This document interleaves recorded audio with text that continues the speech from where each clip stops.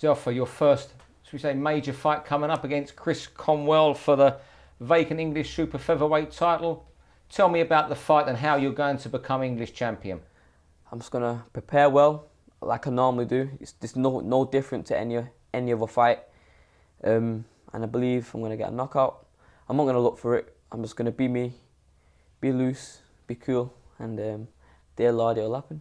You were saying, you don't look for a knockout. Do you ever have a fight where you might be in a bit of a mood where you thought, right, I'm going to go and knock this guy out tonight? Every single fight, because I have to make weight. So every single fight, when I'm into it, I've got that aggression, that kind of grit where, it sounds bad, I'm a nice guy really. I want to hurt someone.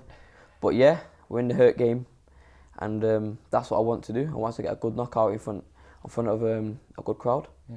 So you're saying we're asking you 5-6 weeks out now. If we ask you the same question 2 days before the fight, when you're losing the last 3 pounds, we'll get a different answer, will we? Yeah, I'll just say I'm going to destroy him. That's what I probably will say. I probably wouldn't be able to speak, but yeah, no different.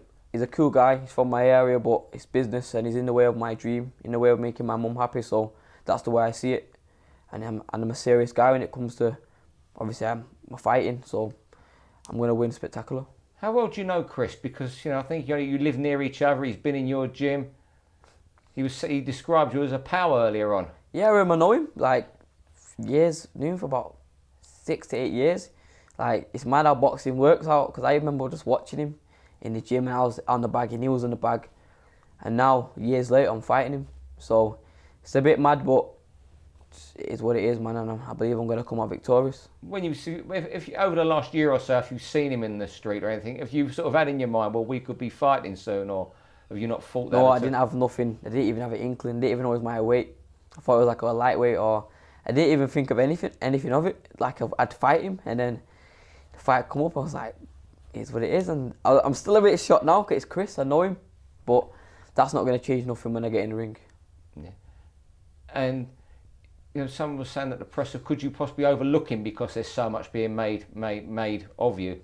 No, I don't look over no fighter because I have to make weight. So that alone and training hard, I wouldn't ever overlook a fighter because that's like training easy. We never train easy. We prepare well, so I wouldn't ever overlook him. He's in my way. He's my target, and that's the guy I've got to beat. How much do you enjoy the attention you're now getting? Where a lot of people were saying, you're possibly the best prospect in British boxing. Who's had around 15 to 20 fights. How do you take that sort of acknowledgement? I just appreciate it because without hard work and dedication, I wouldn't be getting that. So I appreciate people seeing what I'm doing and the work I'm putting in. So all I can say to people when they say it is I just thank you very much. But it's just a product of hard work, dedication, staying in the gym, being a mummy's boy, and that's it, man. And I thank everyone for it.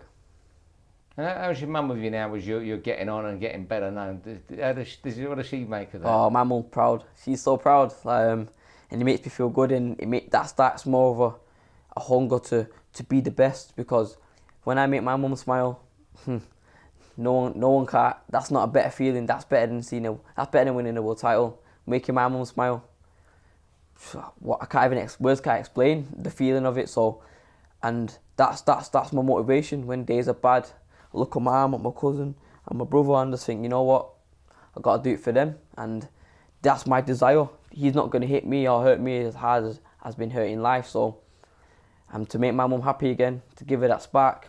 This guy's in my way, and this is where all games and jokes get put aside, man. And this is what I'm here to do. I'm here to win, and I'm here to hurt my opponent in any shape, way or form.